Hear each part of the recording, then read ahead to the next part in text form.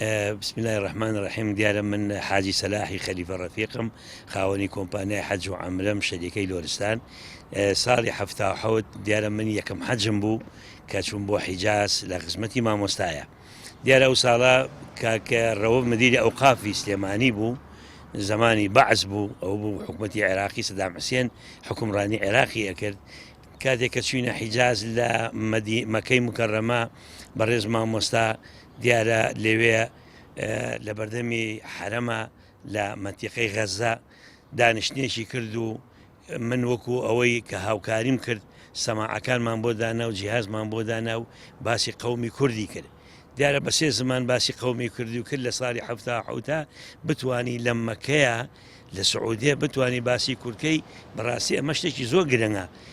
دیار بوو ئەو سەردەما حاجی هەبوو زیاد لە 2-3 کەس کورد و عارب و فارس لە مامۆستا کۆبوونەوە، هەمووی گریان وای کرد هەزدەیەکی دروست کرد کە باسی قەومی کوردی کرد. دیارە ئەم پیاوە بە ڕێزێک مامۆستا ئەو سەردەما لوژنەی فتوا بوو کە نردبیان حکومت نردبووی بە لوژنەی فتوا، بەڵام دیارە لەوێ زۆر هاوخەمی کورد بوو، هاوخەمی ژیانی کورد بوو، زۆر پەرۆژ بوو بۆ ئەوەی کەوا بتوانێنەنا ئەو حەمکە قەومە ئەو حەمکە وڵاتەیە باسی قەومی کوردکە.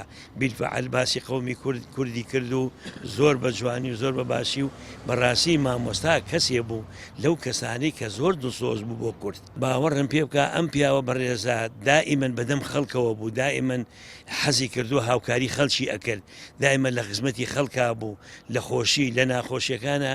ئەم مامۆستا بەڕێزە یەکێ بوو لەو کەسانەی زۆر زۆر زۆر زۆر دڵسۆزی قەومی خۆی و خەڵکیش بوو، زۆر لە خزمەتی خەڵکا بوو. ئەوەی کە من بینیم لێی لەو سەفەری حەجەیە و پاشان پێش ئەو وەختەش کە من ئەمناسی لەگەڵ باوکم کە خەلیفە ڕەفیق ئەچینە خزمەتی، زۆر باوکمی خۆشەویست دائیمەن بۆ باوکم باسی شتێ کرد، باسی قەومی کوردیە کرد، باسی ژیاننامەی پێغەمبەر صلی الله علیه وسلم یان باسی ئیسلام باسی مسلمانی ئەکرد و زۆر لە خزمەتی خەڵکا بوو.